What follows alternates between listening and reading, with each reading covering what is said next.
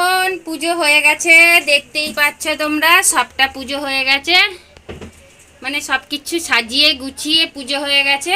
আর ঠাকুরগুলোকে দেখো কত সুন্দর লাগছে মালাটা পরে, বেশ সুন্দর লাগছে। এ বাবু, রজনীগন্ধার মালাটা দিসনি? ওই যে ছড়িগুলো নিয়ে এলি। ও, দেখো খুব সুন্দর লাগছে। বলরাম, জগন্নাথ, বলরাম, সুভদ্রা সবাই আছে। আর এইগুলো আমাদের ঘরে ছবি থাকে, মানে পট পুজো হয়।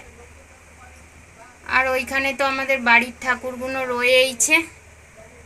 এখানে খাবার দাবার সবটা রয়েছে। এখানে দেখো আম, কাঁঠাল, পেয়ারা, শশা সমস্ত কিছু দিয়ে পুজো হয়েছে। এখানে ভোগ আছে, ভোগ মানে ওই লুচির ভোগ।